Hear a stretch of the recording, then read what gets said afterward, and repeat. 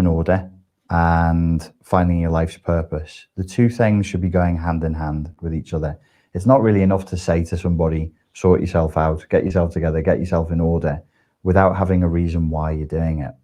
What I found is if you are living more on purpose, order kind of comes in the wake of that. It kind of follows naturally behind it. I think it was Nietzsche that said, if you have a big enough why, you can endure any how. Anthony Robbins said, you'll do anything if you have a good enough reason for it. So I'm going to go through with quickly, and then we'll get into the Q&A section, just 7 guiding steps for finding your purpose. It's a big deal, finding your life's purpose. It's a big deal. And I think most people are living not on purpose. They're living off purpose. They're living effectively in a sort of a twitching, semi-conscious response to the blast of data, the overwhelming blast of data and signals that we're all subjected to daily. And it makes us easier to influence. It makes us easier to control. And it also it evokes a situation where you're probably going to have weaker boundaries. So the first thing I would like you to look at if you're trying to find your life's purpose is you need to know to a better degree who you are. And if you're taking notes, and I suggest you do, the specific part of yourself that you need to be very, very conscious of is value. What do you value? Your values are not the same as the values of the people around you. We can often assume that they are, but then it can leave us with a bewildering sense of incongruence when we hear and see people act and talk in a certain way, and it's simply not congruent with our values. Just having an understanding of what your values are and that other people have different values engenders compassion, it engenders patience. To know what your values are, what I suggest everybody do, it's a really good exercise, a really good use of your time.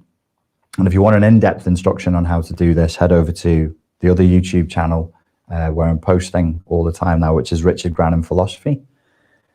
Get a list of values. There's lists online. You just go to your favorite search engine and put in values list. You get a huge list of values. You go through them all.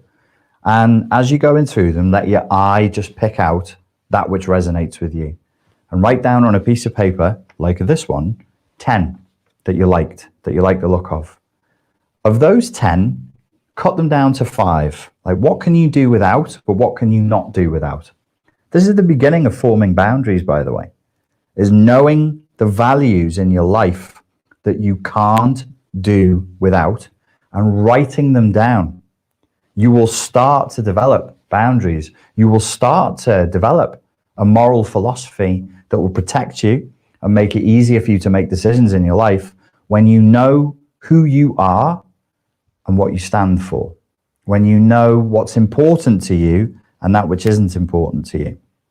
I mean, an extended version of this, would you find out what your anti-values are and what you absolutely don't want any of in your life? Like, you have a very low tolerance for injustice or stupidity or, I don't know, self-indulgence, whatever it is for you. It's good to know that as well. But just for this exercise, you take a big list of values. Number 1, you choose 10.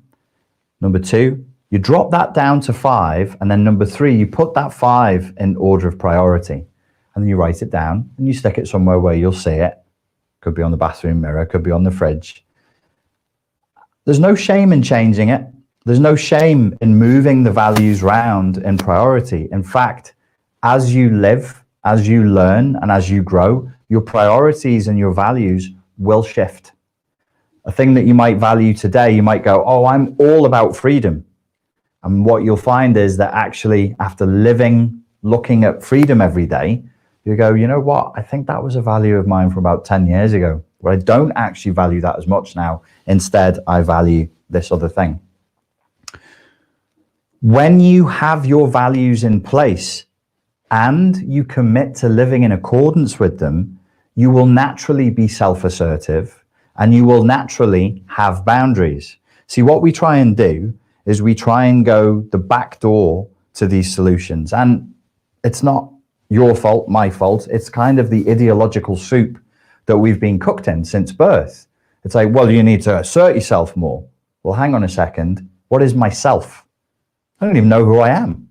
Was any part of my education or upbringing about letting me know who I am? Assert yourself. What's that then? What is this magical thing called self? Can we even have a conversation about it before you tell me I have to assert it? It'd be like me saying, drive that car. There's no car there. Which car, mate? Drive that car. You're like, oh, it's some weird psychological torture. What am I supposed to do? There's no car. And I've never driven before. Can I get some instruction, please? So if you're poor at asserting yourself, it's not your fault. Nobody's ever taught you to do it. Nobody showed you what self is. Nobody showed you what assert is. And if you don't have values, it's really hard to have boundaries. In fact, I would go so far as to say you don't have boundaries. If you don't know what your values are, you can't really have boundaries. What you can have is like a neurotic role play of what you think somebody with boundaries would look like. And so you end up, one, not you personally, one ends up looking very much like a child trying to ape the actions of what they think an adult would do. And I think that's what we have in the world now. I think that describes the majority of people. Purposeless, valueless, or worse, brainwashed into holding junk values as real values and aping the behavior of people long dead, thinking, oh yeah, this is what he would do, this is what she would do, this is what being an adult looks like. It's not coming from authenticity. It's coming from role play. It's coming from trying to embody avatars of our projections and hallucinations of how better people than us would have acted in the same situation. I'm not talking about politics right now, but maybe I slightly am. Number two, this one's a bit of an ego burn. We, and I include me in this, I am not coming down from the mountain going, I've discovered the source of everything. Is me in my little pants meditating and fasting all the time. I'm as much in this as you are, but we do need to look at brainwashing. We do need to look at the way in which the ideology that we've had pushed upon us since birth has affected our worldview. So if you want to find your purpose, there's a certain amount of stuff you're going to have to break through. There's a certain amount of stuff you're going to have to deconstruct. I mean, on the one hand, if you really want to live authentically, you're going to have to process intergenerational trauma, childhood trauma, and unprocessed emotions. That's the internal stuff. Thanks, everybody. And then on the outside of that, you're going to have to process the brainwashing that could be from politics. It could be from marketeers, because we're bombarded with marketing every hour that we're awake. And if they can find a way to sell you adverts when you're sleeping, they'll do it. Believe me, that's not hyperbole. That will be a reality within our lifetimes. And then you have films, and then you have Disney, and all of these things blur your ideas of the most important things in life. They blur your idea of what the purpose of life is, what love is, what death is, what health is, what friendship should look like, what your contribution to society should look like, or even whether you should have one, what you are owed, what you're responsible for, what your rights are. All of these things kind of just being bubbled away in an acidic stream of piss. That's a really gross image, but it's true though.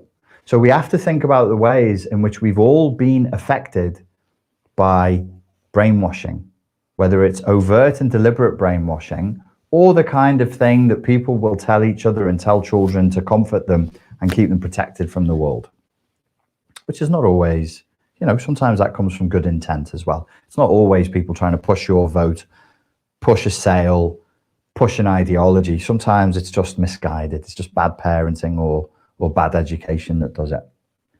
So you want to find your purpose, consider intergenerational trauma, childhood trauma, unprocessed emotion. You're going to have to deal with that. Consider brainwashing. We're all brainwashed. I sit here before you saying, please deal with your brainwashing as a brainwashed person. And I haven't gotten it all out. I'm still on the daily thinking, oh, there's a thought that came in. This is how I think about this. Why do I think about that like that? Who put that thought there? I don't think I put that thought there. I think somebody else put that thought there. And I don't like that thought there. That's brainwashing. That's ideology. It could be tribal consciousness. It could be education, religion, but it's not your thought and it doesn't serve you. Which brings us to number 3. And it will also bring us to number 4 and number 5. A lot of these things happen unconsciously. So we're going to talk a little bit about digging some of these things out of the unconscious, because they really block you from finding your purpose, which you think, oh, I found my purpose. That's wonderful. Oh, that's just the beginning of your torture. Then you have to live it. Then you have to live your purpose. And then you'll know. Then you'll know. Remember Lord of the Rings, the Fellowship of the Ring? They go on a long journey to destroy evil in the land, and they're battered by the end of it. Living your purpose is tough, and it takes an awful lot of a peculiar kind of courage, because you'll be surrounded by people who are not living their purpose, and they're threatened by you living their purpose. So you'll get a little bit of what they say in corporate and political speak is pushback. You'll get some pushback. Nobody's going to help you do this. Nobody's going to help you shine. You can forget about that. So number 3, let's start thinking about the direction in which our lives are moving and what kind of intentions we've set. This is, to me, is more important than goal setting. I think the first time I heard goal setting being criticized was by Richard Bandler. And you think, well, he's a founder of NLP. That's kind of self-help and positive psychology. Why would he criticize goal setting? And what he suggested was that there's something slightly neurotic about setting goals, and actually that our brains don't function that way. What we do as humans is we set directions, and those directions have a multiplicity of goals and objectives to be hit. But if you focus on the objective, the attainment of a goal, it's kind of bound in time, and at some point it will be done, and then you'll be goal-less. And you only have to speak to like high-level athletes to know the kinds of psychological troubles that they can have once they went to the Olympics and they represented their country and they won gold, and then they're in a terrible depression, or they did the boxing match against the terrible opponent and actually won. And it can be the worst of all things, because that goal is a moment in time and it's attained. So think in terms of directions. What directions have you been moving in? Remembering, with all due humility, that unless we do something fairly drastic with a lot of emotional commitment and discipline, the last 10 years of our lives will probably be mirrored in the next 10 years of our lives. So if your last year sucked and you don't want to live it again, you're going to have to do something fairly dramatic, backed by a lot of emotion and very clear intention and a lot of discipline, to make sure that this year doesn't look exactly the same. Are you reading me? I hope that you are. It takes a lot to break patterns, because humans are repeaters. We repeat, we repeat, we repeat, we repeat, we repeat, we repeat. That's how intergenerational trauma functions. It's bound in the very way in which humans function in the world. It's bound up in our concept of time. It's bound up in our concept of language, and it's bound in our concept of stories and narratives. That's why we repeat unconsciously. It's easier. Even if it's hell on earth, even if it's torture, you'll repeat the mistakes of your parents, your authority figures, the people around you, because that's what we do. We're almost, in a certain sense, and this is Dawkins. Richard Dawkins was the guy who coined the word meme. Memes are not just funny pictures on Instagram. A meme, according to Dawkins, was his way of taking the concept of a gene and having it be reflected mentally. That's why it's called a meme, because it's like a gene, but it's a mental or psychological gene, and it propagates, it repeats. That's its job, is to repeat. So then from that you have ideas around mimetics, where the things are repeated again and again and again. It's very natural for us to do this because, you know, according to Dawkins' idea with the selfish gene, in a certain sense, we are the sock carriers of genes. I don't believe that. I'm not saying that. Let's keep it with Dawkins' perspective as good philosophers. Let's hold this idea for a second. So his idea is that we're kind of the carriers of genes, but in another sense, psychologically, that reflects that as above, so below, according to the Hermetic principles, we are also the carriers of memes. So it's very normal for us, the most natural thing in the world for us to be repeaters of bad or good patterns of behavior, to be repeaters of language, to be repeaters of stories, to be repeaters of intergenerational trauma. It's the most natural thing in the world. In a certain sense, that's what we are, that's what we do, that's what we've evolved to. And so we have to be very careful of things like ideas that are parasitic, because we are susceptible to them. We have to be very careful of ideological infection that can become ideological possession. We have to watch out for it because we have a vulnerability, which is carrying mimetic code unconsciously. Hey, that got a bit heavy and a bit deep. Let's wind it back. Focus on your direction. What direction have you been living in for the last 5-10 years? Be objective, be cruel, be honest with yourself. You've got a chance here. There's a window of opportunity for you to bite the bullet and go, you know what, that's a bit crap. What direction have you been moving in with your health? What direction have you been moving in with your love life? What direction have you been moving in with your career? What direction has your life been going on? And what intentions have you set? And you might go, well, I've not set any. Unfortunately, not setting an intention is an intention, because if you're not intending to do anything, you're kind of setting the intention to be an open jellyfish that will go with the flow. Very susceptible to ideological infection, very susceptible to other people's ideas, very susceptible to narcissistic abuse, very susceptible to emotionally abusive relationships. Because if you're a passive jellyfish, you don't have any boundaries. You just go with the flow and let people do and say whatever they want. This is not a good state to be in. Part of the brainwashing says, yes, it's great. Just float along in life. Let it happen. It's not even real. That's what Vedic philosophy teaches. I do yoga, so I'm right on and groovy. No, you're going to get fucked. Sorry, excuse my French. Because you are, I'm going to swear it again, fuckable in that sense. You are a mark. You are a target. You are exploitable. So you will be exploited, because out there are exploiters.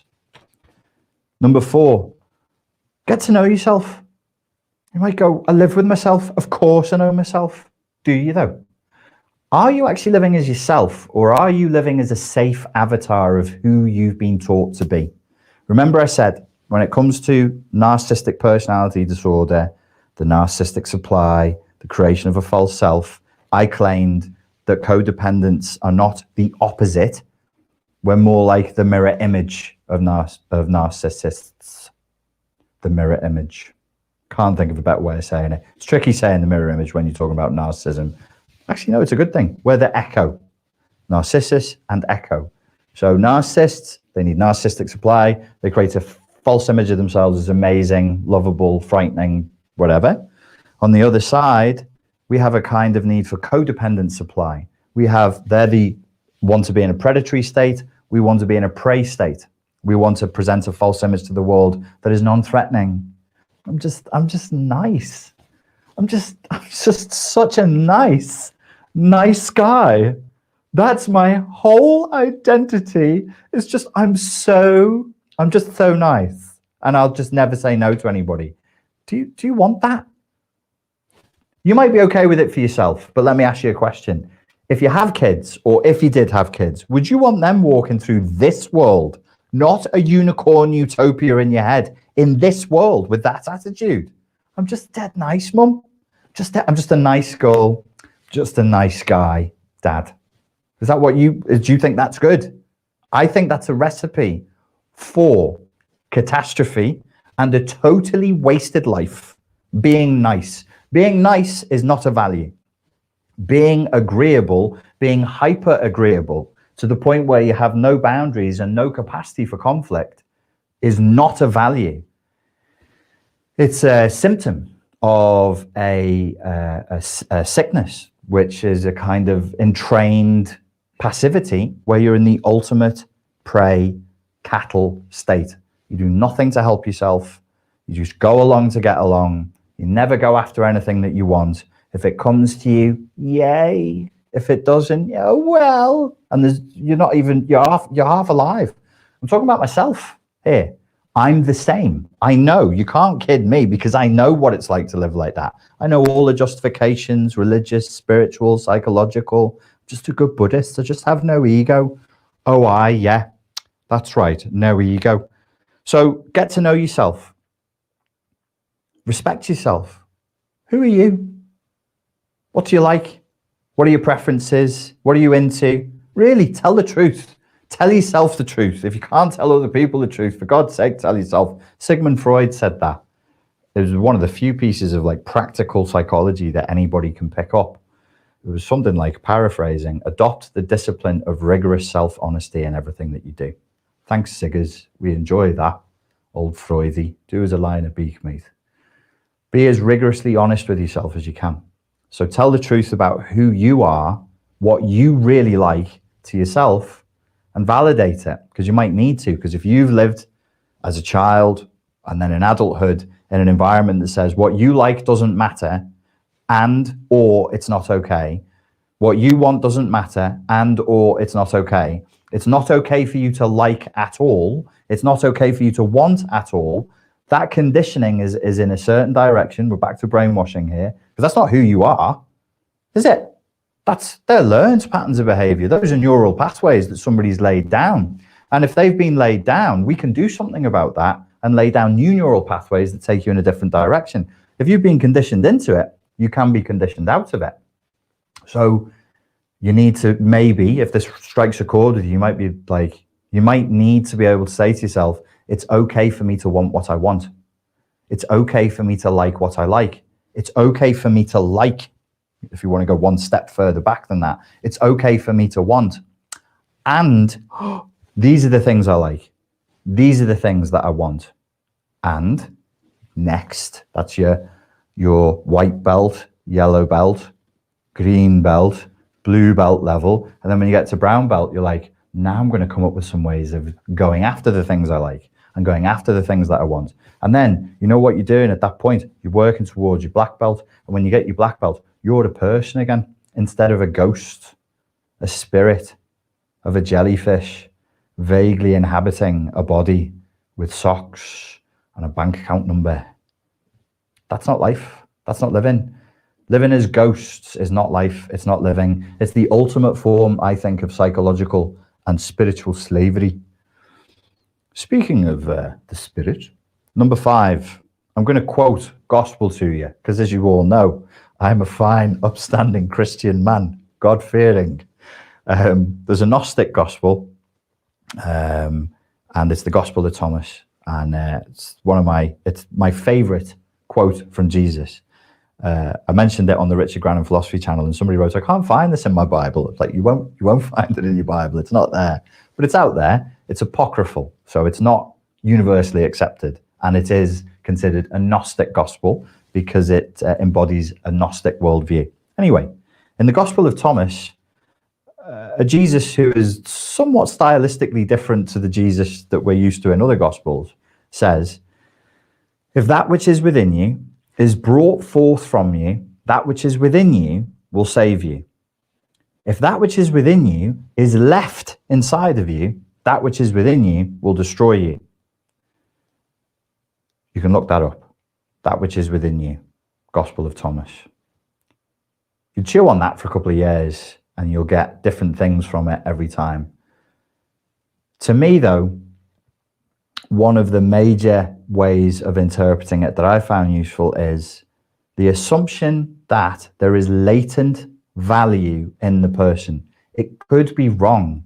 This is not science. This is not psychology, because we can't prove it. I just said science and psychology in the same sentence, like they're the same thing. That's funny, isn't it? Hey, how scientific is psychology? Listen, you've endured enough of my rants on that one. But okay, I'm just cutting off where people could go in the counter argument to this. This really is in the realm of philosophy, and maybe you could argue it's the realm of spirituality. If we want to be rigorous, cynical, skeptical rationalists, let's just take this as a game, a philosophy game, a thought experiment. What happens if we assume for a minute, half an hour, or a day that we and every human around us has latent value. But that if they're traumatized, full of unprocessed emotion, brainwashed, with no confidence in themselves whatsoever, that latent value will never be brought forth. And here's the bit that I like. Here's the Nietzschean part, because it's not all love and light and unicorns in the Gospel of Thomas. You have latent value. Sorry, bang the mic there. That's lovely. I've got latent value. I'm dead special. I'm like a unique snowflake. Yeah, you have latent value. And if it's brought out of you, it will lead to your salvation in the Christian sense, in the full-scale Christian sense. We're still in our thought experiment. That's great. I could be saved. Wonderful. Wait. But if it's not, it becomes a poison. It becomes explosives. It becomes a substance that's deadly to you. And the line isn't, it'll irritate you or it'll hurt a bit. It will destroy you. And I believe both elements of this saying are true. Both elements. I think it shoots to the heart of the human dilemma. Do the right thing, and you're living over here where there is salvation. Don't do anything. It's not even do the bad thing. It's not our dilemma as humans isn't really between good and evil, because evil's a bit of a pain in the bum. You've got to actually get out there and work and do stuff. And most people don't. Most people don't go out and commit gross acts of evil. They don't. The question is between actually doing the good and the hard and the disciplined and the righteous thing based on value, based on intent, and doing, I'm going to swear again, fuck all, doing nothing. And that is a damnable path.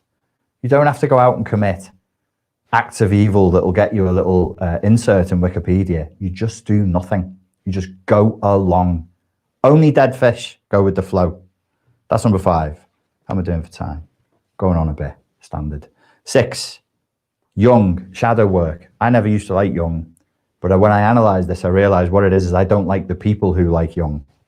They tend to be a bit floppy, hipster dipster. You know, everything is trite aphorisms that, you know, they deliver and they're like all smug about it. Like, oh, wasn't that extremely clever? Which irritates me. No sense of humor and no sense of, you know, irony about themselves. Take themselves too seriously. Wasn't into it.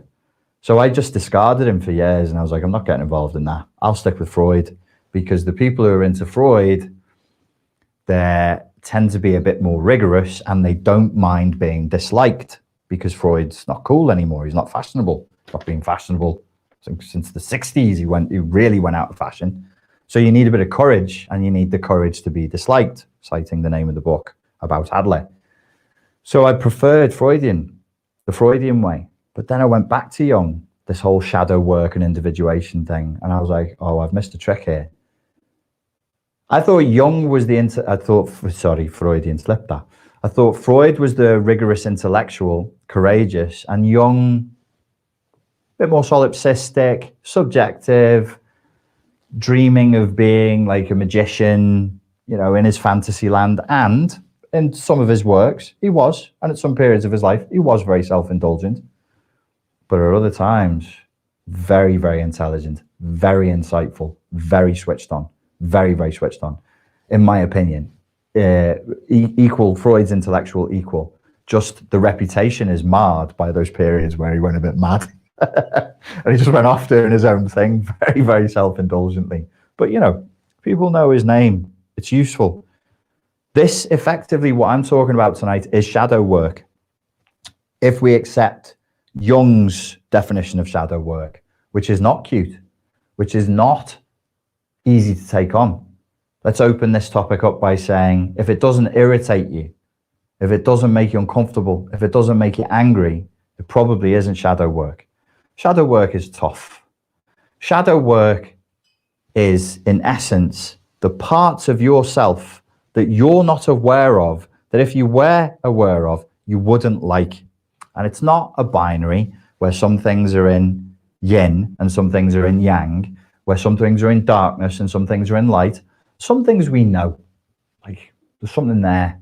I don't go there because it doesn't align with my ego ideal of who I think I am. It doesn't align with my Adlerian fictional narrative of the hero in my story, or the ultimate hero or the ultimate martyr, which is a kind of hero in the story I'm living. So I just don't go there. So some things are half in darkness, half in light. It's not so clear. But with Jungian shadow work, that which is in shadow is the part of ourselves that we have disavowed. We see it and we say, no, not that, not that, anything but that. I'm not that. I am not that.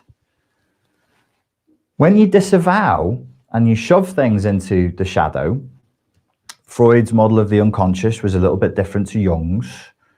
In Jung's model of the unconscious, the things that got disavowed and cast into the unconscious would possess you. Well, these are very spiritual terms, but actually I've never come up with, or not yet, a better model for describing what it is that he's talking about. And you can definitely see the effects he's describing in the world, which indicates that as a model, not as a scientific fact, but as a model, it's a good one because you could see it.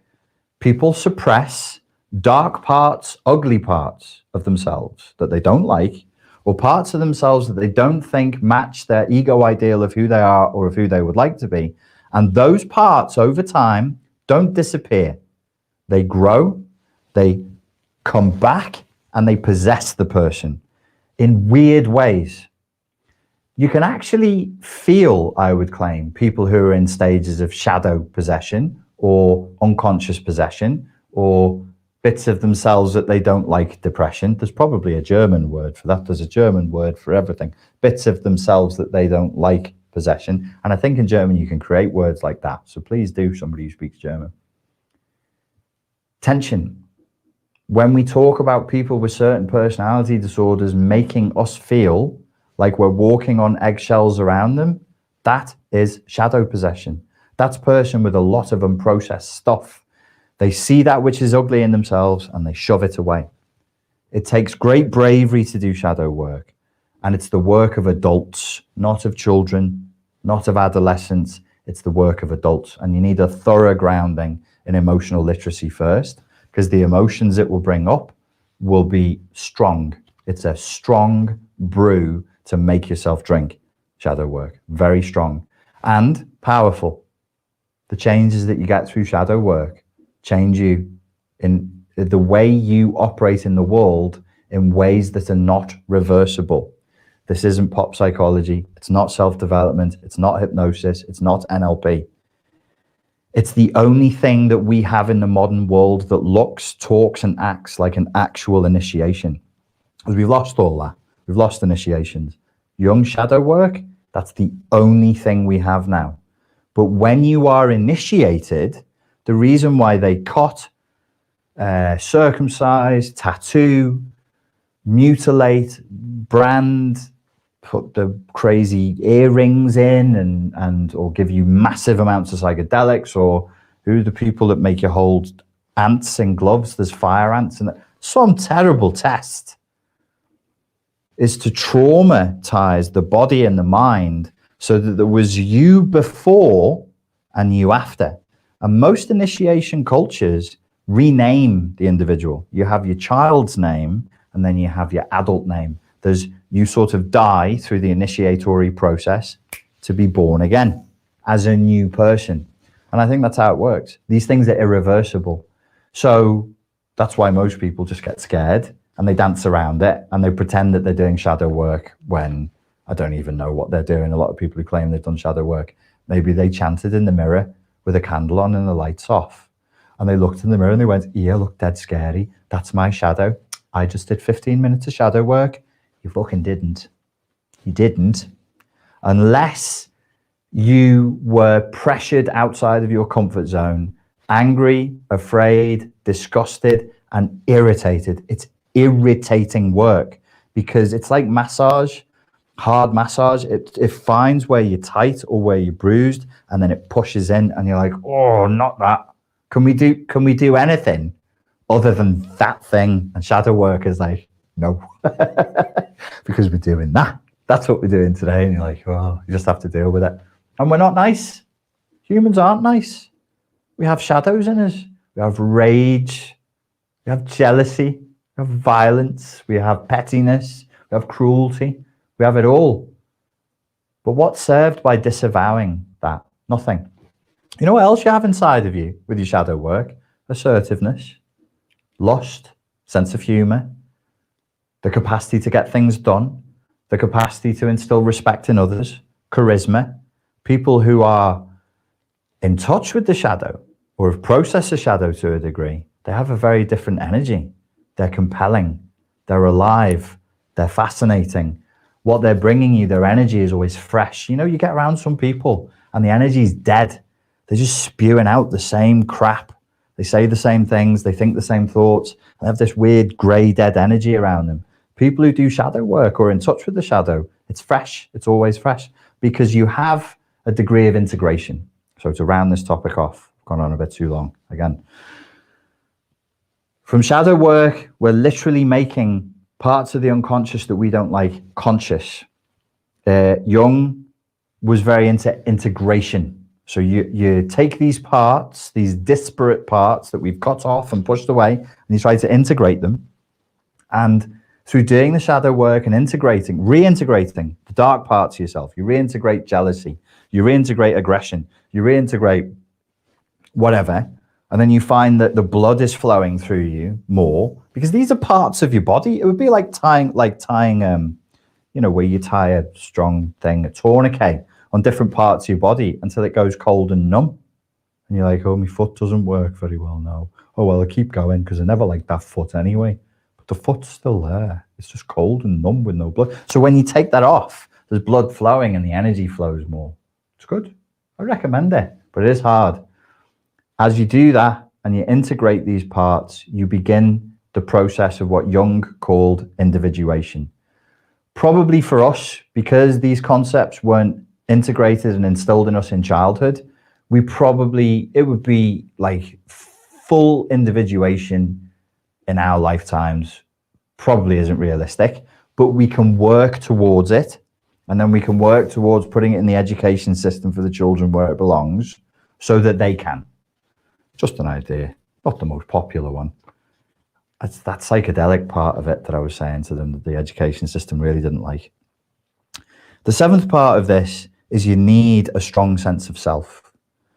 As I said before, a lot of us don't live as people. We don't live as full-blooded, embodied, red-blooded human animals in the present.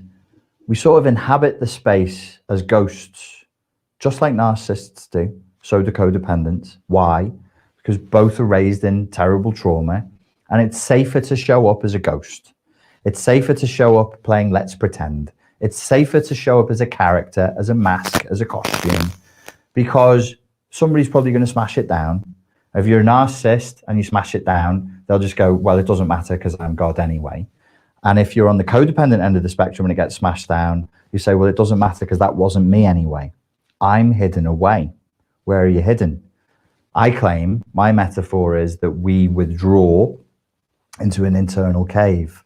We leave the avatar of who we are, who we're pretending to be, who we say we are, outside the cave, in the hopes that when predators come, they tear that thing to shreds.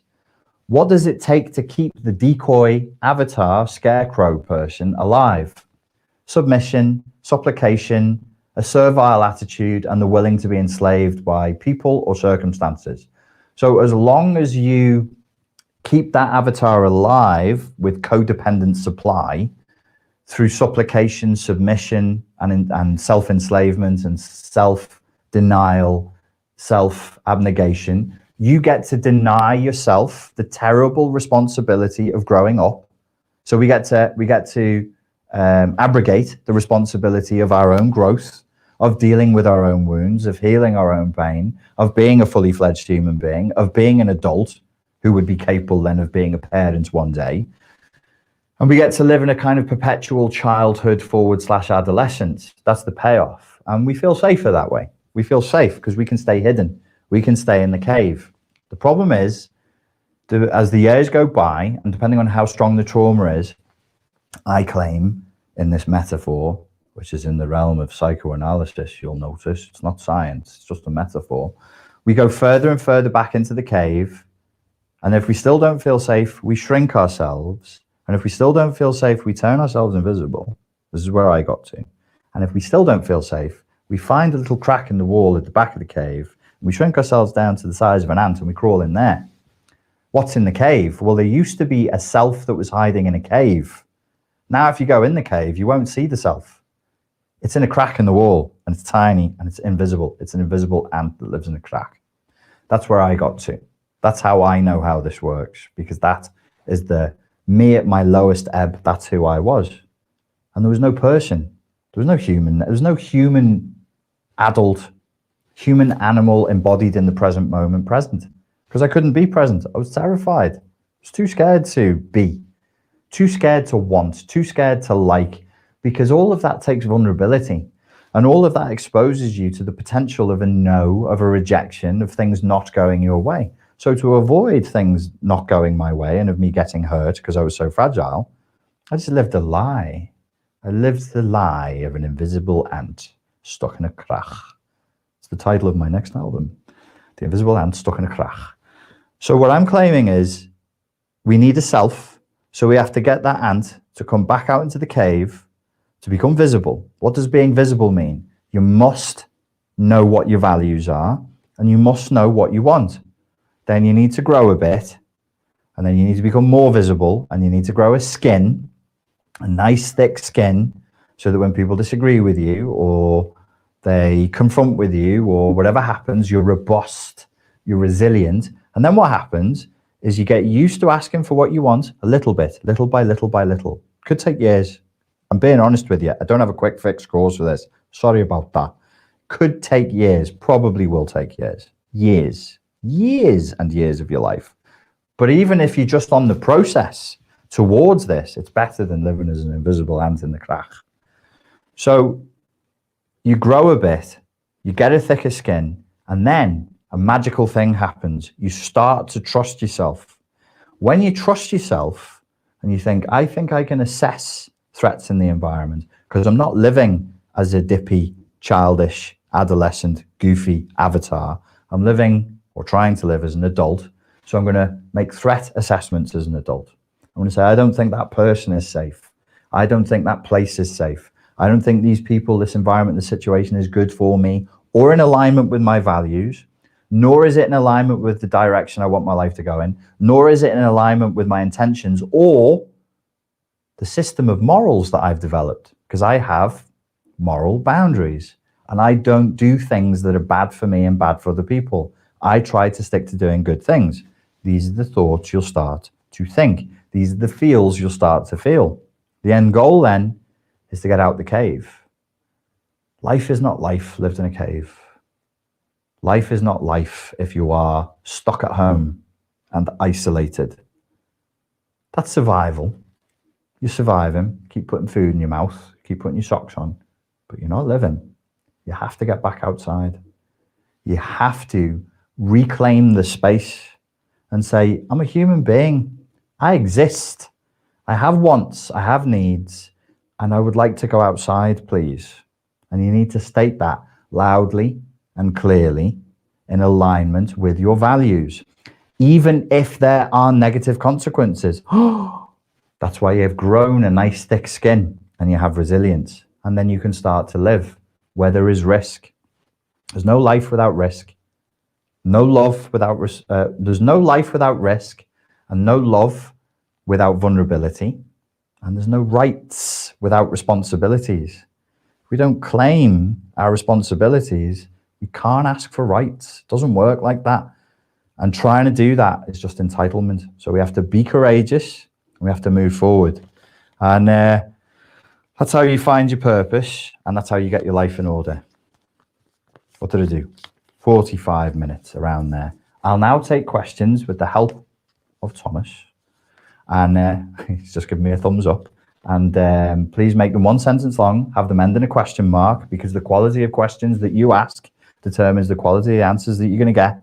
And it's a good discipline for you to learn how to formulate good questions. You'll find if you formulate a good question, you don't need me or anybody to answer them for you. So if you see any good questions, Thomas, if you just bang them up on the screen. Could you mute my mic for a second whilst I gulp this?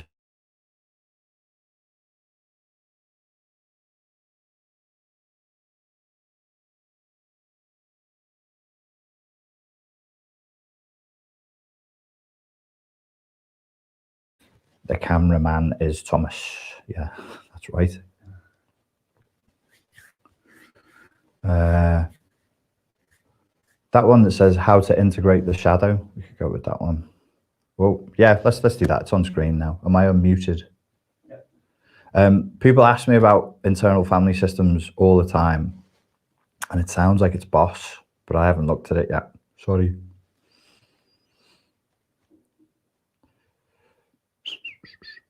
That one from Kelsey Carrick, please, Thomas. Would you say setting core values is another way to regulate emotions? It's a big question, this, and I'm going to give you my honest answer, knowing that some people really, really hate this answer. If you have core values and you have boundaries and you're living courageously and with resilience, you will become more emotionally regulated. This is a Jordan Peterson point. If you are low down on the dominance hierarchy, there's no such thing as dominance hierarchies. I'm afraid there are. And I'm afraid that what we are as human beings is climbers of them, like it or not, whether it fits in with your ego ideal or not.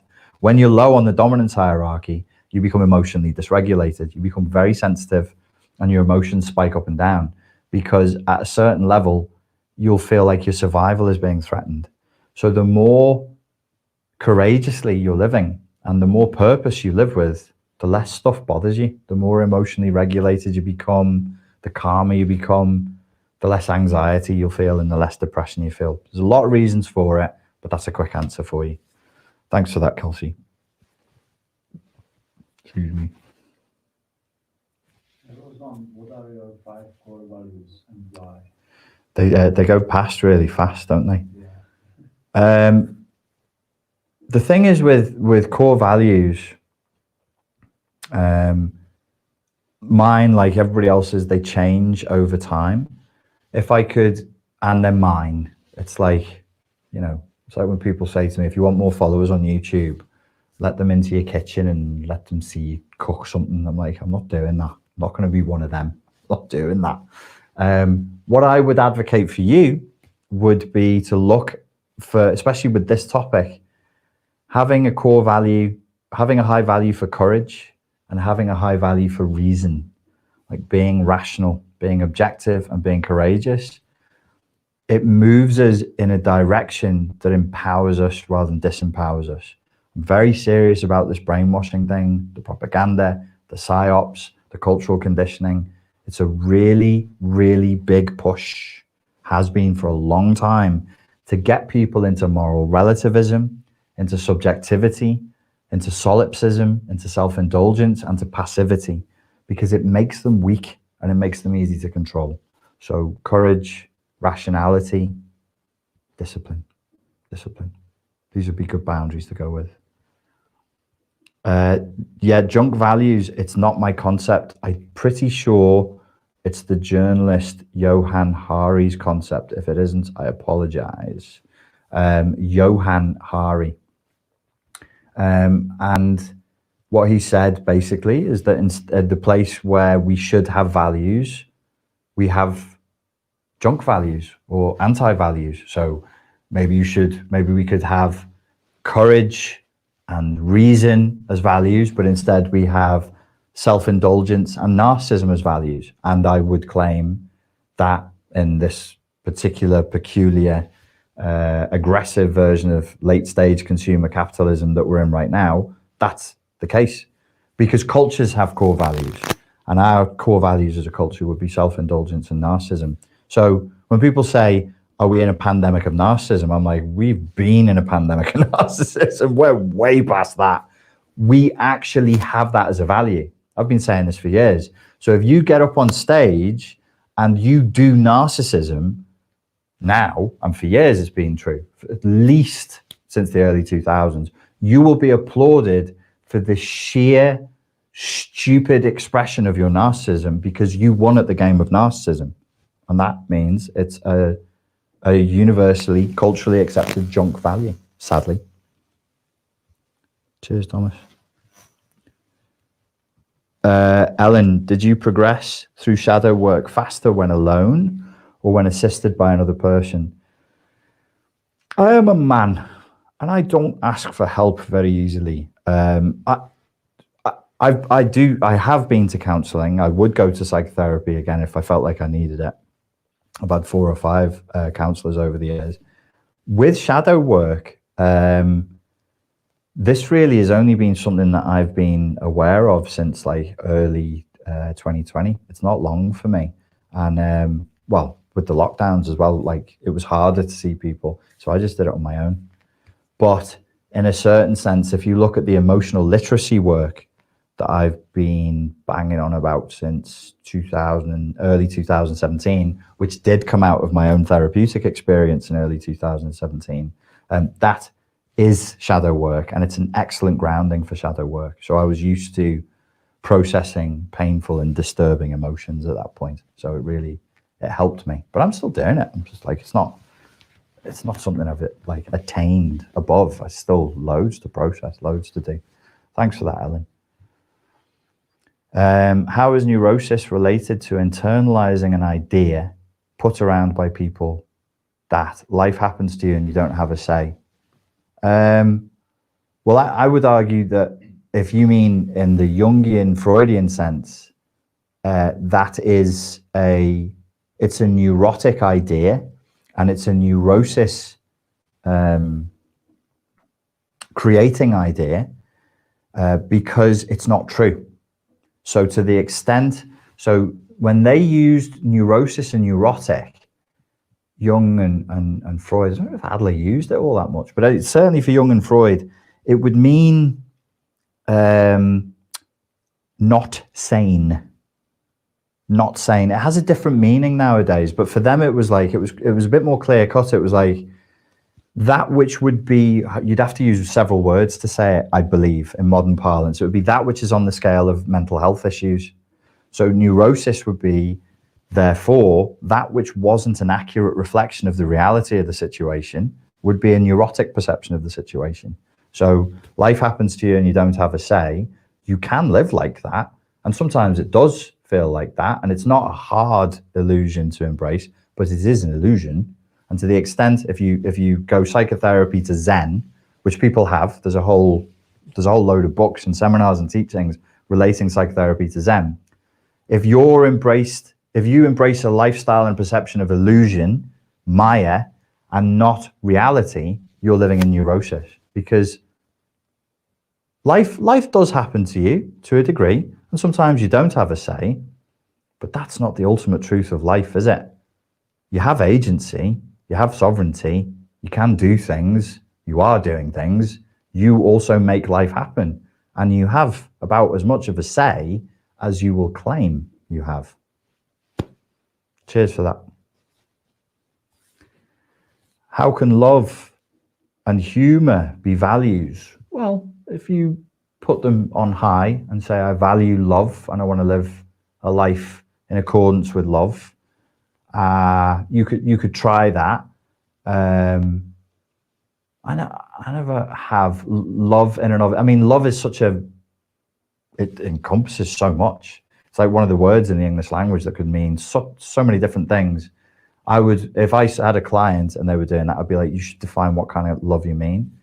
Humor can be values, absolutely. You can say that I want to live my life prioritizing humor. Wouldn't be a preference for me. Maybe playfulness or fun, of which humor would be like an element of that. But I've seen people put love and humor as values. You then go and say humor is more like an instrument or a capacity one has. Agreed. But, so when you're in the white belt process and you come out and I go, punch, and you come out and you go, like that, and it's not great. I'll just be like, yeah, keep doing that. Sometimes you can correct people and instruct them, and it just kills the drive to keep going. When I used to teach martial arts, I would always say yes and yes, great. It was a good kick, and try twisting on the ball of your foot, and try opening your hip, and try pulling your shoulder back or moving it. You know, so with this, if I saw love and humor, if I was a teacher in a classroom, Spartan life coach classroom, and somebody writes love and humor, I could go over and go, those aren't really values, but I wouldn't. I just go, good, you wrote down something. You might think that's patronizing, but think of how many people who don't write down anything. Do you know what I mean? So I wouldn't say. I just let them crack on. Good question though, and I agree with your core point. Collage Mateld. How to handle the system's eroding, persistent, and tiring pushback. Well, I'm not really. I understand you. I'm not in a reality where there's a system that is pushing me back and it's tiring me. I think the sort of like my cosmology, my view of how the world is working is in the sort of the Terence McKenna way. We're eminentizing the eschaton. We're hitting a point. We seem to be hitting the point that he said we'd hit in 2012. We're doing it in 2021. Eminentizing the eschaton, or things are coming to a head. There are certain factors that are leading us to a crescendo. When you listen to classical music and there's an orchestra that's going up and up and up and up and up towards a crescendo, it doesn't continue going up and up and up and continue crescending. There's a crescendo. It doesn't crescend for like forevermore. And it's uncomfortable right now because the dial is up and up and up and up. And it's like, God, everything is so intense and so, but then there will be the afterwards. Then there will be the after. And I think we're seeing that. It's in sight. It's in sight. So the system that we are in now is going to fail. It has to. I think. I mean, I could go off on this for a whole other 2-hour thing, but like, it's wrong of us. Was that you laughing, Thomas? Thomas is laughing at me. He's like, please don't go on. He knows I'll go on about this afterwards when we stop filming. It's actually, I thought about this the other day. I'll keep it brief. I won't tell you what I was doing when I was thinking about this, but it's actually silly of us to think that this system can continue. It's very old. It's very old. And the number of people in the world has exploded whilst that system has been operating on the same basic principles for at least 120 years. And to me, it's like airplanes and machine guns. You know, the airplanes that we fly in, they haven't really changed. The commercial airliners haven't really changed in the nuts and bolts. And even with the way they communicate on the ground at all, machine guns, we're not firing laser guns in 2021. The core bits and pieces of a machine gun, depending on whose analysis you would take of it, are really like, there's no major technological advancement since 1890. So, and you think, well, why are you comparing it to machine guns and planes? Because these things make the world go round. Machine guns, airplanes, and political systems, nothing's changed. Everything's changed outside of those machines, but they haven't changed. And there's just, they can't, they simply cannot keep up with the rate of change. They're not designed for this world. And we don't live in a world that's advanced 120 years in 120 years. We live in a world that's advanced by the previous rate of progression 1,000 years in 120 years. And so the system is not under stress. It's breaking. These bolts are not bending, they're pinging off, and the system's falling apart. And we're already in it now. I used to say, do you remember years ago, those of you who followed me for a while, this bus will go off the cliff if we don't do something about it. The bus is off the cliff. It's off the cliff now.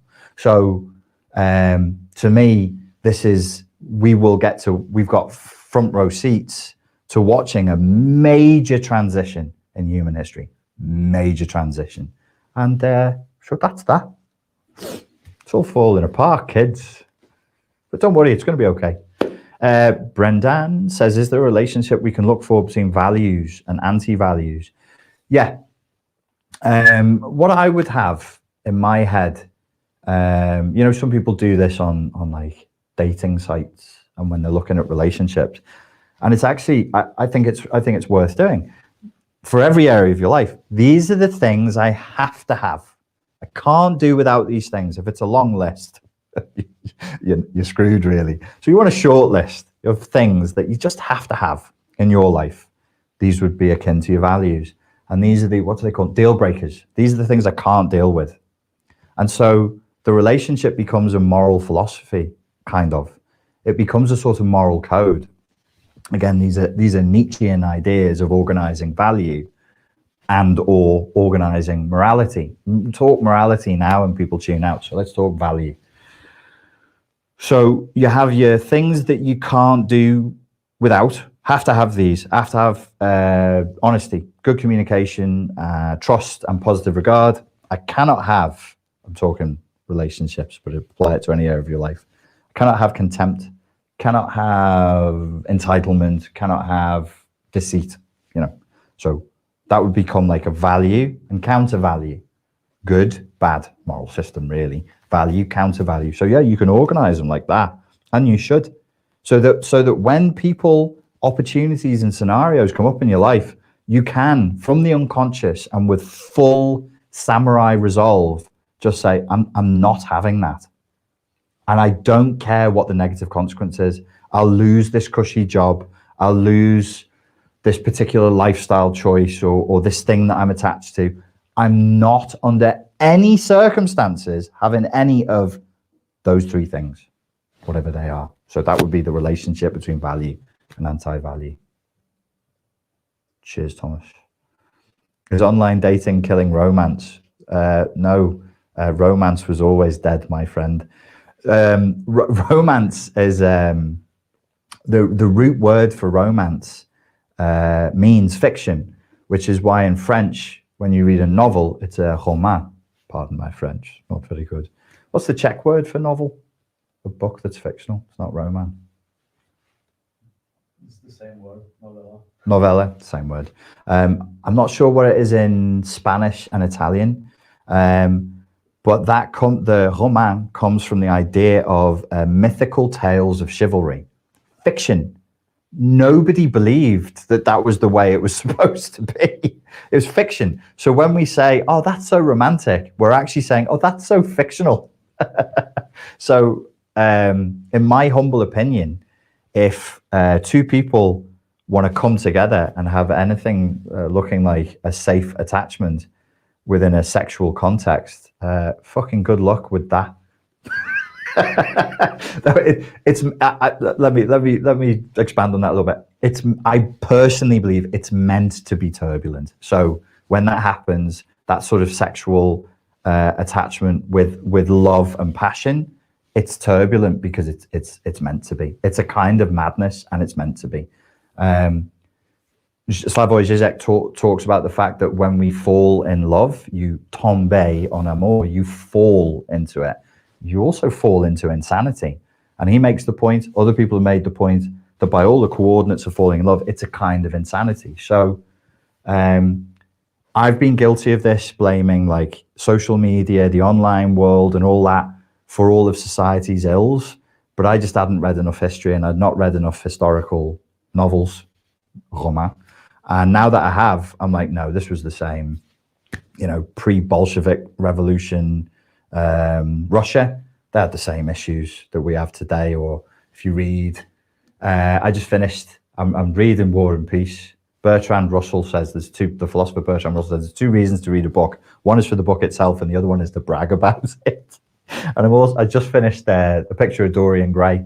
And if you read A Picture of Dorian Gray by Oscar Wilde, and it talks about romance and it's kind of narcissism. It's the story of narcissism made manifest, made flesh.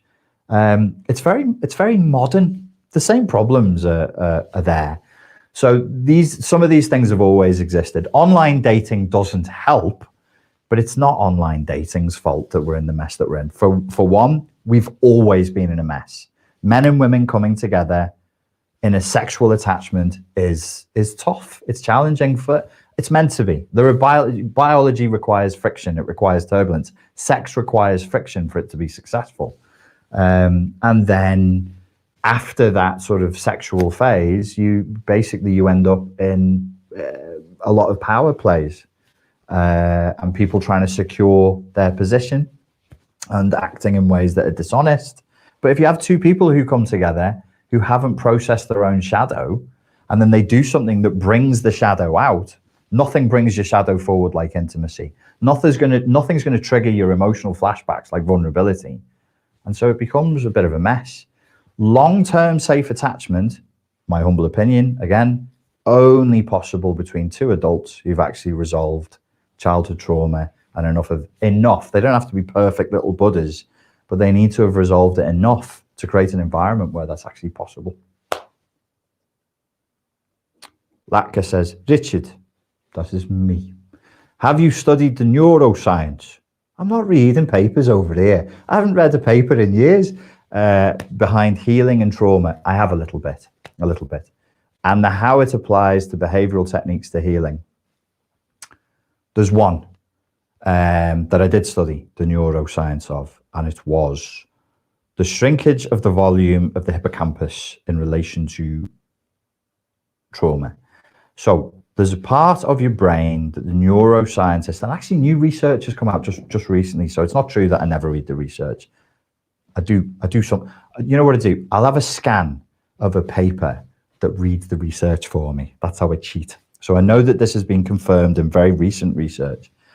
The idea was that the hippocampus is responsible for emotion and memory, and possibly for the allocation of the appropriate emotion to a memory, which is how memory functions. You have to have the right emotion for the memory. And they found that when people had undergone heavy trauma and they tested the brain, the volume of the hippocampus had shrunk, it diminished. So there's parts of the brain post-trauma that, I'm going to need some water in a second, but not yet, that actually shrink due to the stress of trauma over time. And what they found is that you can retrain that part of the brain, like almost like a muscle, so that the hippocampus comes back, but it must be developed. And they did things. You can read the research yourself. If you go to Google Scholar and you put in hippocampus, volume, PTSD, you'll see this research. They had people do things like, they tried right after an accident when you're in A&E, if you get people to play Tetris, which is kind of a memory game, does it help with the trauma? All kinds of work like this was done. Long story short, they found that when the hippocampus shrinks, people's memory struggles. So traumatized people, they struggle to remember stuff. They're more emotionally dysregulated, because what's an emotional flashback? You're trying to have a memory of a feeling that's associated with an actual event, but the part of your brain responsible is shrunk. You're physically less capable. You're physically less capable of assigning the appropriate emotion to the appropriate frame for a memory for any circumstance that you face, because the way we live in the world is a scenario plays out, the unconscious, the brain, quickly does a transderivational search for all the previous experiences that look like that one, and it can only access that if it's color coded with emotion.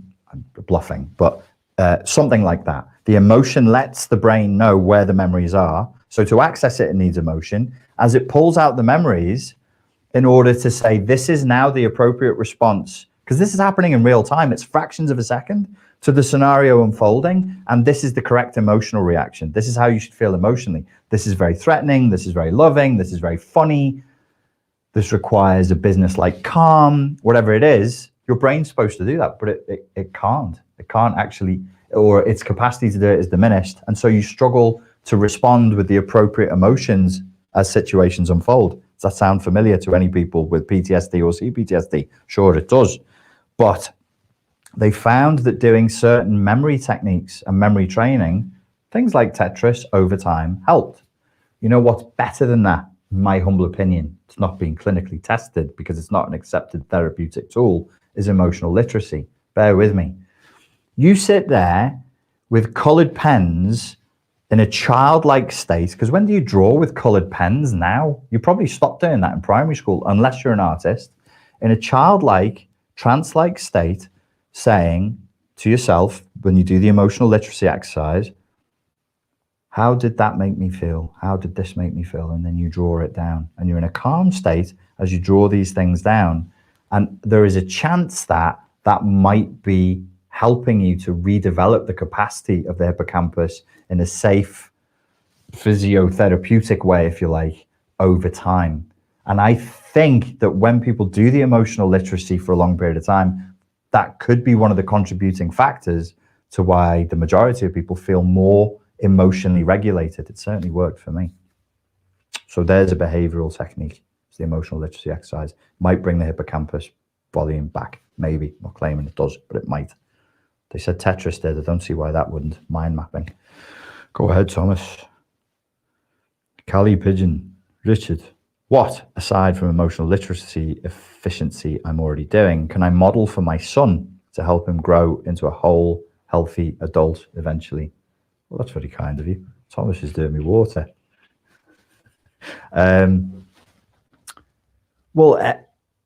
Yeah, everything that you do, he's modeling. You're his role model for being an adult in the world. And that's what happens. You know, I said before, we as human beings, we repeat and we repeat and we repeat. We also model and we model and we model. And children do, thank you, Thomas, they do what we do. They don't really do what we say. They will do what we say, but they'll do it bitterly. The power that we as adults have with children is they're compelled to do what we do. They can't stop themselves. It's such a primal drive in them to model us, and they feel no resistance because it all happens unconsciously. So if mummy takes her shoes off before she goes into the house, I won't be like going, oh, I've got to take my shoes off. Oh, I can't be arsed, and I'll do it. It will be unconscious because I want to be an adult as well. There's a thing in there, in mimetic theory. What's it called? It relates to mimetic theory. It's mimetic something. Is it mimetic desire?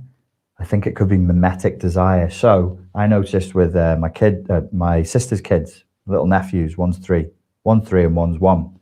If you imbue an object with adult power, they want that object.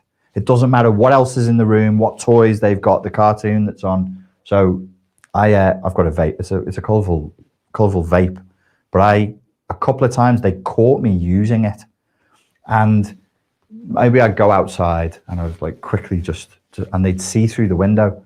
Nothing else in the world mattered at that moment other than the object that I'd snuck outside to use.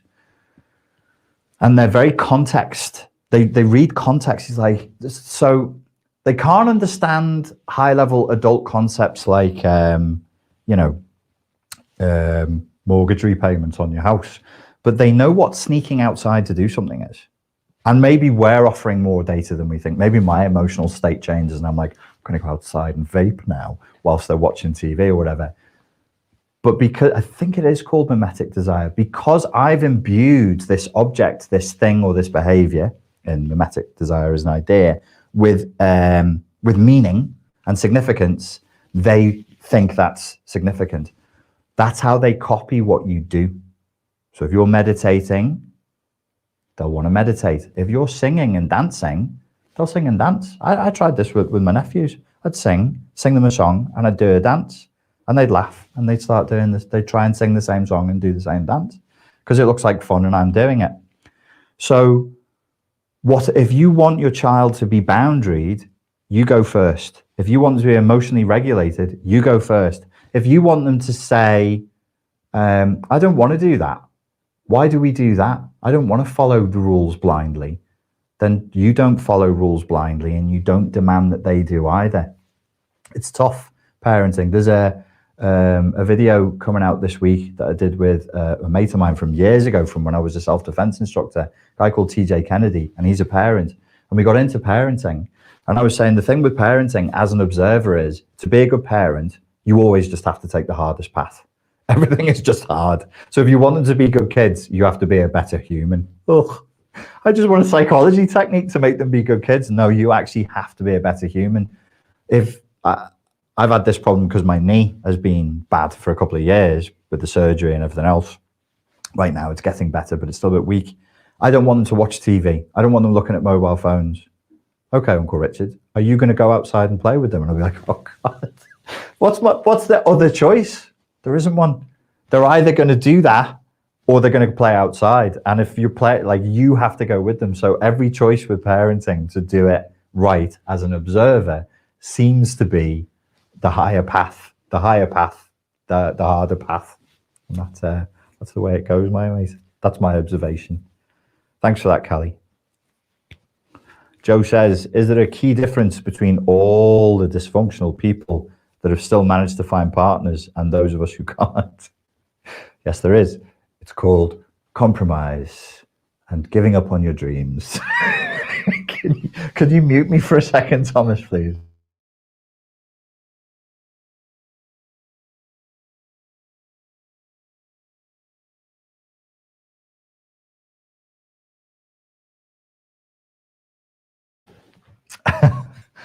Let me try and say something nice and hopeful. The dysfunctional people who've managed to find partners. I mean, look, I don't know about you, but when I'm observing people in relationships, especially if they're dysfunctional, you know, you gotta, like, what do you want? What do you want? Do you want what your parents had? Do you want what your grandparents had? Is there a model that you've created? Do you see people around you are having the relationship that you want to have?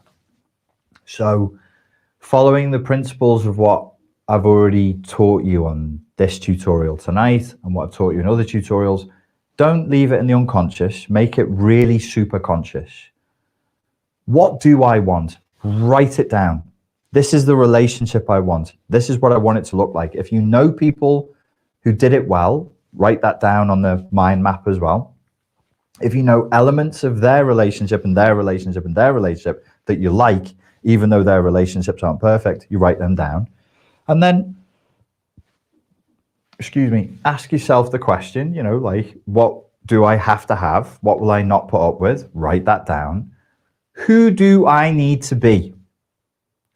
What do I need to be doing consistently, unconsciously, to manifest a relationship that looks like that? Write that down. What kind of a person do I need to be with to manifest a relationship that looks like that? Am I qualified for this? Because some people, they have ideas of relationships and I'm talking to them, I'm like, you're not qualified for that. You're too silly. You're too childish. You're too obsessed with, you're too self-obsessed. Relationships is sacrifice. Both of you must be leaning into sacrifice. And people say, no, that's nonsense. It's masochistic. And I would say to you, good luck. Good luck. If you both are not consciously aware that your long-term relationship, otherwise, I mean, like, what else? What do you want? Do you want to bunk up with somebody for 3 months? That's a doddle. They have an app for that. It's called Tinder. Bunk up for 3 months, fall out with each other, go your separate ways. Easy peasy. So if you want something long-term, you need to both consciously be in the mindset of, I am willing to sacrifice to make this relationship work, and it will be work. No, you're not romantic enough, Richard. I live in the real world. I've been doing relationship therapy against my will for 7 years, because if you're talking to people and it's in the realm of narcissistic abuse, there's a ton of people who think they've been narcissistically abused, and all that's happened is they've been through really bad breakups, or they think that they have CPTSD and they're heartbroken. It's hard and it's dangerous. Love, sex, relationships, not a game. Hard and dangerous. It's dangerous if you value your time. It's dangerous if you value your money. But people insist. They insist on trying to do their whole attitude and their demeanor as they approach the thing is silly Billy Philly Millington's. Disney Pompity poopity peeps. Hee hee ha ha hoo hoo. Yeah, okay. Hee hee ha ha. Goodbye, decade of my life. Hello, being with somebody who I don't want to be with, but I've got kids with, so I have to talk to them for the next 22 years at least, probably forever. Yeah. Ha ha hee hee hoo hoo. Good fucking luck with that. You got to take it seriously. Got to take it seriously. You've got to make the unconscious conscious. Don't be shy of what you want, because a lot of us do that. We play the game that fragile narcissists play. We have these ideas, these elevated, pedestalized, idealized ideas, what we want love is, but we're ashamed of them. So we don't look at them. We sort of look next to them, and we go, I hope I get that. And if I say to you, what is it that you want? You go, I don't know. No, say it. You want that, do you? Tell us. If you can't tell me or you can't tell your friend, at least tell yourself and look at it and go, right, this is what I want. Is that realistic? Is that likely to happen? Why do I want that? Why does it need, get into it? It's hard, man. That's shadow work. If you actually unpack what you want from love, that is shadow work. If you unpack what you want a relationship to look like, it's shadow work. I'm on this silly Billy Philly Millingtons thing because, people, girls, women like Pride and Prejudice. And I don't like Pride and Prejudice, any of the versions or the TV shows of it. And there's another show that came out recently called Bridgerton, which is the same thing. And the main focus is, who am I going to marry? And it's this hysterical, oh, Millie, I have to tell you, Lord Carrington has offered me his hand in marriage. I hate it. I hate it because it's dangerous propaganda, really dangerous. And then I went to read Leo Tolstoy, War and Peace, and book 1 is like that. I was like, I thought this was going to be some hardcore, deep Russian philosophy. And it's actually nobility, not all of it, but a lot of hand-wringing amongst the nobility over who is going to marry who. And when we say romance and we talk about chivalry, these were the stories of nobility. So there's some confusion has occurred over the years between who we are and what it is that we're trying to achieve. If you like Jim Gaffigan, he does a very funny stand-up bit about marriage and weddings and how we all sort of act like we're the royal families from medieval times. Let us have a day where our families can join and feast, and we're not. So what are we? These are the things we need to look at. And what are we trying to do? How likely is it that two human beings who haven't processed their own unconscious drives, who are not really switched on, can just live in the same house for 30 years? Never mind. Have sex, deal with their emotions around sexuality, around romantic attachment, have children, all these. It's tough. It's a lot. If I stand outside of it, knowing what I know about human behavior and the way people are, I just look and I go, please do it if you can, respect to you, but it's a lot. And however much you think it is, you can probably times it by 10. It's a lot. It's a lot. It's a lot. It's a lot to do. And why am I saying this? Do I want to crush your dreams around love? Absolutely not. That's not my purpose here. I want to save your dreams, because I think people set their expectations so high, and then it's been hyper-normalized through brainwashing, that when it's not that, they feel terrible. They think they've done something wrong. You haven't. If you made it last, I'd swear on my life, I mean this, I'm not being facetious. I know I'm a wind-up merchant. If you did 2 weeks with somebody, well done you. Don't feel bad. People are tough, and they're never tougher than when they're in that context, around intimacy and vulnerability. You did 6 months, well done. You did 6 years, well done. Don't feel bad that it didn't play out as this awful phrase. Maybe it's one of the most toxic phrases in the English language, happily ever after. You know what I said about goal setting before? Set directions, not goals, because you never really hit goals. And if you do, you'll feel depressed. There's no happily ever after. That's like outside of life. That's maybe if you both died or you both slipped into a coma, or we just shoved you and set you in amber, you'd have your happily ever after. But life, you grow, you change, life moves, the world changes in ways that are unpredictable. So don't feel bad if you're not in a relationship. Don't feel bad if you've been in a string of them and they broke down. Don't feel bad if you're in one and it's breaking down. That's normal. That's normal. Happily ever after. Show me. Show me. It does exist. I've seen people who are happy enough that I would be satisfied from a sort of a psychological, a cold, detached perspective. I'm like, if you're 70, 80% happy, great. That's fantastic. 70 to 80% of your needs are being met. That's great. That's fantastic. But for everybody else, it's rare as rocking horse shit. And it's a lot to do with what we're talking about tonight. You have two avatars. They're not even people. They're not even fully summoned humans, red-blooded, present, with their intergenerational childhood trauma processed, the unconscious made conscious. Two avatars in a power struggle. It's like a puppet show. Maybe that's where Punch and Judy came from. You don't have Punch and Judy in the Czech. We have a weird thing in the UK where we have these little puppets that beat each other up. You can't do it anymore. It's not very politically correct. Maybe that's where it came from, because why is it funny? Why would it have been funny in times where we were a little bit rougher and more psychopathic?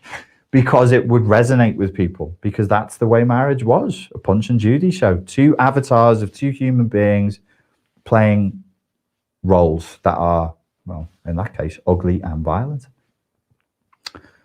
Stay hopeful, kids. Love is good, but like there's elements of what we think about relationships that I think do more harm than good. Oh God. How long have you got? Human life experiences. Could you please speak on food addiction? Yeah, I could speak on it for a long time. I actually read your comment about diets, and then I went off into the other room and I thought about it. I ended up thinking about it for an hour and not replying to you, because really it needs a video. Short form, a couple of the thoughts that I had. I've been addicted to different things in my life. Cocaine, sex, alcohol, fighting, all of that was in my 20s, and legitimate addictions. I was deep in the darkness for probably the best part of a decade, and I kicked all of them, with smoking as well, addicted to cigarettes, with varying degrees of ease. But food has been a real problem for me, a really big problem for me. And I was thinking about it when I read your comments on the Richard Grannon Philosophy channel. I was like, why is it such a big problem?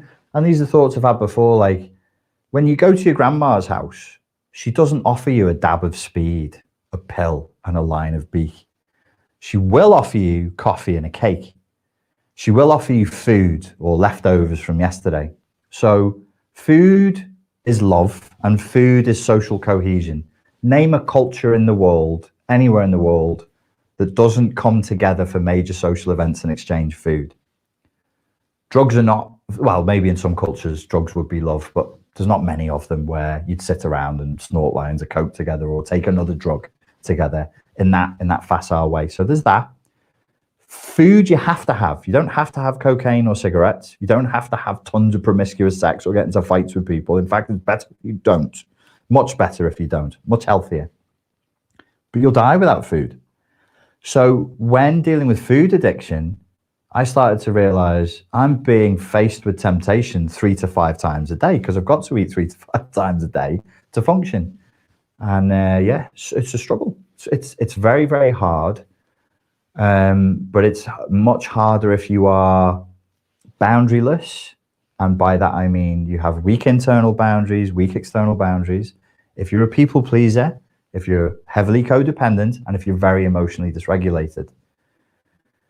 For reasons that we can get into elsewhere, but short form would be food is a socially acceptable and effective way of moderating anxiety and sometimes depression as well, depending on where you're at genetically and the types of food that you use, because we all respond somewhat differently to heavily salted food, heavily processed food, heavily sugared food, lots of carbs. Some people need a lot of fat, some people, whatever it is. There are emotions that are not emotions that can be experienced somatically. Gabor Mate has touched on this. So has Bessel van der Kolk, where some hunger in the realm of the hungry ghost is actually not really hunger. It's actually an emotion that's somatized, that's turned up as hunger in the body. And so for me now, like I just pretty much all the time stick to tracking my calories, and I have to have like a daily discipline when it comes to food, where I distinguish clearly between authentic hunger, it's time to refuel my body because I'm hungry, or something else, which might be, like I said, like the somaticization of another emotion. But food addiction's it's a bugger. People who love you are always going to offer you food, and you have to do it 3 to 5 times a day. And you have to, what's also really important is to have cake. Isn't it, Thomas? Another question? Hit me with another question, Thomas. Thomas's girlfriend made some cake. Don't worry, it's healthy. It's not cream, it's cottage cheese.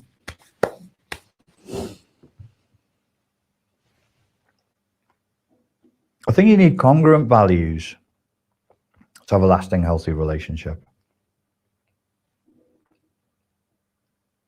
But the true basis is consciousness, where you are on the shadow resolution issue.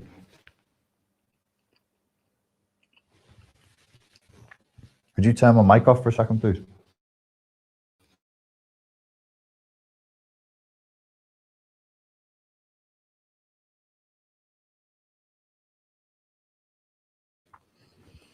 Say what? Cake and vodka. That's true. That's true. Czech hospitality. Yeah, like core values need to be congruent. If you have junk values or absolute I can't stand that, and they're showing up with that, you're definitely gonna have problems. But really, it's the shadow resolution, I think, that's going to do it. Very easy to project onto people elements of our parents or previous abusers. I mean, it's tough. I'm not being facetious when I say that. I'm not being a wind-up merchant or, you know, the voice of doom to get a reaction out of people. I really sincerely believe it's very, very tough for humans to do it. And I'm banging the drum not to crush your hope, but so that you don't shame yourself when it goes to shit, because it usually does. And why wouldn't it? Why would it not? Forgive yourselves and each other.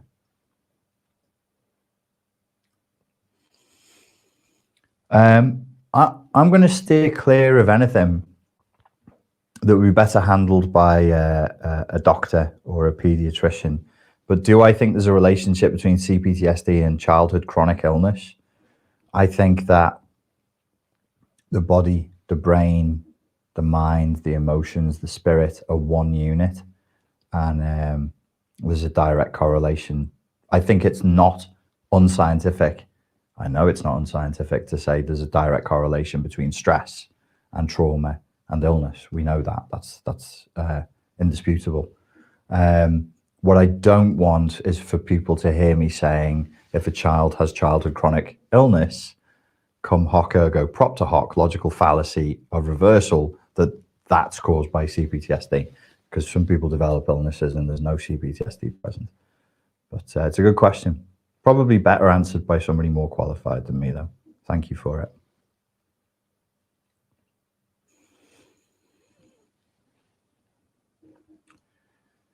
Oh, Georgie asks, is it normal or okay to have goals and intentions changing daily? Yeah, it's normal. And it's okay. You would hopefully want to get to a place where, you know, the goals and the intentions, maybe they oscillate a lot, and then as you go through the process and you keep doing it, after a section of time, unnameable amount of time, the oscillation gets smaller and smaller and tighter, and you tend to come back to the same things again and again. That's what we would hope for. Stacy asks, how do you get away from a narcissist ex that is extremely tech savvy without him knowing what you're planning? You're saying that because he's tech savvy, he knows what you're planning. You probably need like a tech security expert to help you with that. If you think he's hacked your accounts, your phone, your texting, your WhatsApp, your whatever, you'd need a tech security expert to help you with that. There are ways of cleaning up your social media account, but it's not all of your accounts and your phone. But it's not my field, so you need somebody who's a techie for that.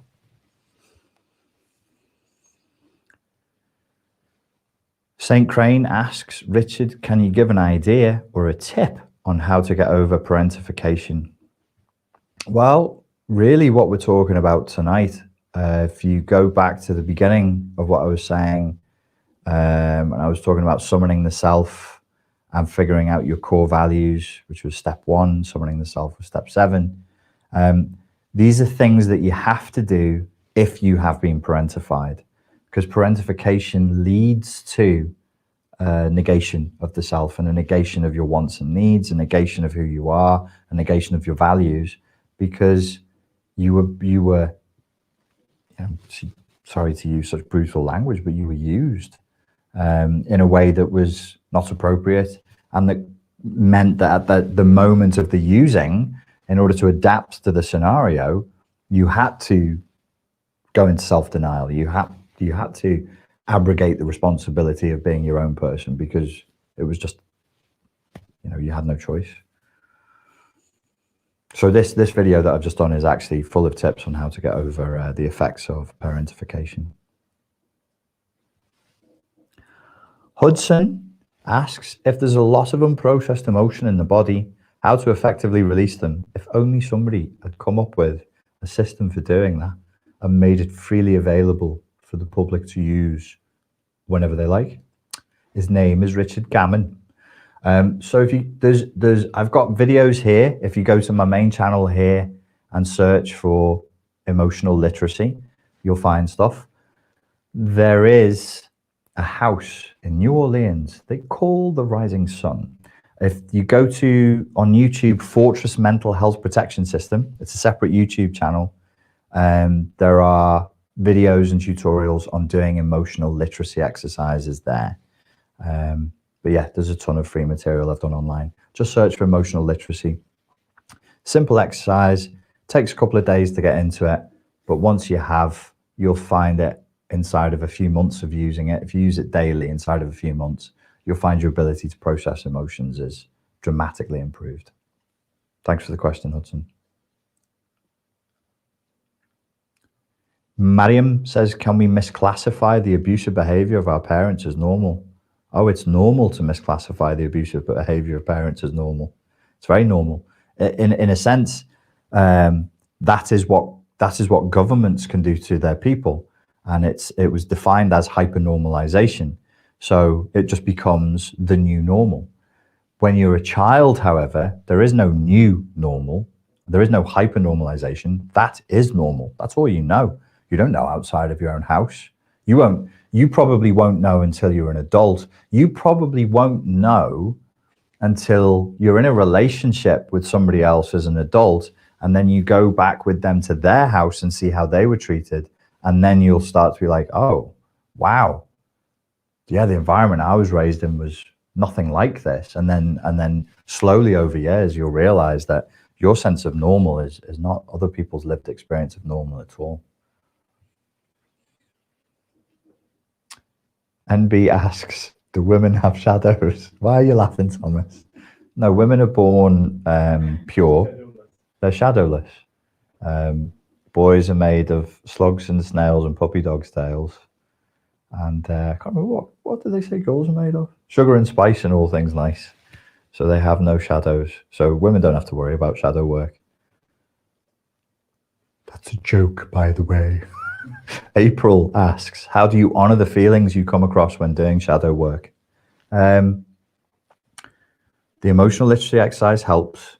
On the Richard Grannon main channel, I proposed 2 months ago an emotional validation exercise. So if you go to the search bar on the main channel, put in emotional validation, you basically, you open up the doorway to doing emotional literacy by acknowledging that you feel a feeling and saying it's okay. I feel this. I'm not sure what the feeling is. If you can't identify it verbally, you can say what it feels like somatically.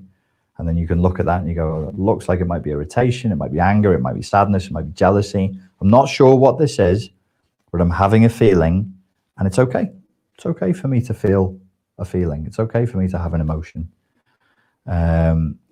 April goes on to say, I find myself thinking I'm just wallowing in self-pity. That would be typically a hyperactive, toxic superego. So there's a part of you that's supposed to, it's like a inner parent that's supposed to guide you away from bad things and towards good things. But if we were raised in an environment where our parents didn't do an amazing job, the superego, instead of guiding you towards the good and away from the bad, just criticizes and blames you constantly. I have a course that helps with that. It's called Heal the Superego. It's available from SpartanLifeCoach.com. But if that inner voice is very strong and very negative, you are going to have to do some quite specific work on that for it to improve.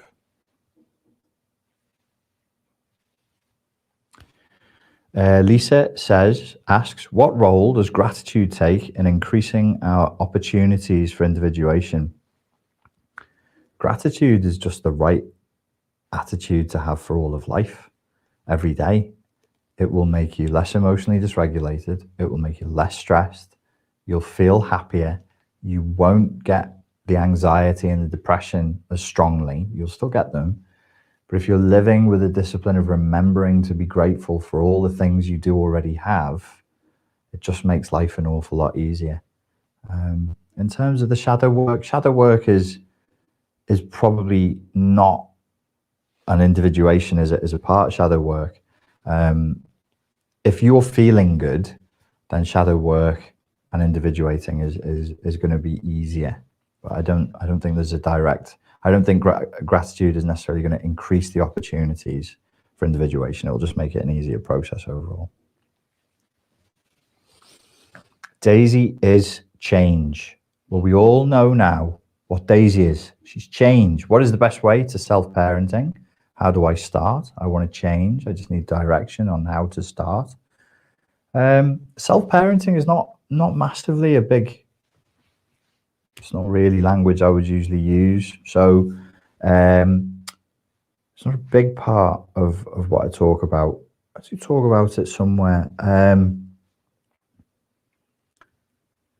I think for me, and there's different ways of approaching these problems. There isn't just like one solution. This isn't dogma. It doesn't come down from the mountain with tablets written by the finger of Yahweh himself. In my humble opinion, I would recommend just focusing on being an adult. Don't worry too much about the parent-child dynamic. Self-parenting implies that you have an inner child. Inner child is a useful concept, but it's not front and center for me. Inner parenting is no longer a front and center concept for me. You living your life as a responsible adult, claiming as much agency and sovereignty as you can for yourself, is front and center for me. There are things that I suspect if we prioritize, a lot of other stuff falls by the wayside and we don't have to do any work on it. And this would be one of them. So prioritize being an adult, claim as much agency as you can, set your intentions, move in the right directions in accordance with your values, and you'll find life gets easier. Last question of the evening. Here we go. Being beauteous. How to find like-valued people, new friends, once you have sorted yourself out. Any tips? Nothing that wouldn't be completely obvious.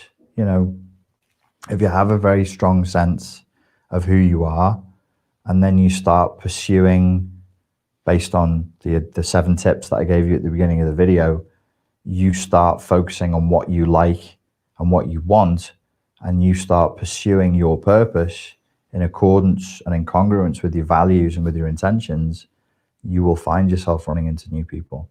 They'll come into your life, but also you'll be behaving in different ways. You'll be taking new actions. You'll be going to new places. You'll be engaging in new activities. You'll probably go for a different job, and everything starts to sort of spiral upwards from there. You're doing it, but in my experience, it felt subjectively, in my solipsistic little brain in a glass jar somewhere experience, like, hey, new people are just coming into my life who never would have before. But in reality, you know, I was like living in different countries. I was living in Prague. I was living in Ibiza, where I'd never lived before. So of course I was running into new people. But subjectively, I was like, isn't it amazing when you do this work, new people show up? Maybe the law of attraction is real. And I was like, no, idiot, you're living in a new place. You're doing new things. You're sending out signals all the time, whether you want to or not, to the world, to the people in it, about who you are, what your boundaries are, the level of vitality you have, whether how much on purpose or off purpose you are. We give away tons more information than we think we do. We think we're so slick and so cool with hiding our vulnerabilities and our insecurities, but we're far more transparent than we think. When you do this work that I've advocated here tonight, you'll offer a different signal. There'll be a different, if you like, vibrational frequency, but it's actually signals. You're offering different signals to the world, and you are unconsciously making new, tiny micro decisions every second you're alive. They're completely new. They lead to bigger decisions. They lead to acts of bravery where you do new things in new ways, and it takes a lot of courage and resilience to do that. And then through doing the new things, you're effectively, I don't mean this in a woo way, I mean it in a psychological way, you're living in a new reality. Literally, you're not doing the things you used to do. Think about how much of your life is repetition and how much of your life you live unconsciously. If you start doing new things, you're no longer repeating by definition. And in order to do new things, you tend to have to be more conscious than you could have gotten away with by doing things by habit inside of your comfort zone in the past. The future has risk in it. The past is done. Couldn't be safer than that. But the future is full of risk. As we learn to pilot this craft more effectively, we can learn where the opportunities are, and we can learn to lean into the risk at our own level, only as much as we're comfortable with. We only have to take on as much danger and new opportunity as we're comfortable with. But that's where the real growth is, outside the comfort zone. I think we're done. Thomas, thank you very much for tonight. Ladies and gentlemen, thank you very much for showing up. I really do appreciate your time and your attention. Please like this video, subscribe, and write a lovely comment. And in that comment, I would like you to put an emoji of a dolphin, because I wanted to write finding your purpose, and I wanted to write porpoise next to it, but I thought that was childish, so I didn't. And I wanted to do a dolphin emoji. So please compensate Freudianly for my impotence at being able to put dolphins out there by putting dolphins in the comments. Thank you very much, and I look forward to speaking to you soon. Cheers. Nasklane.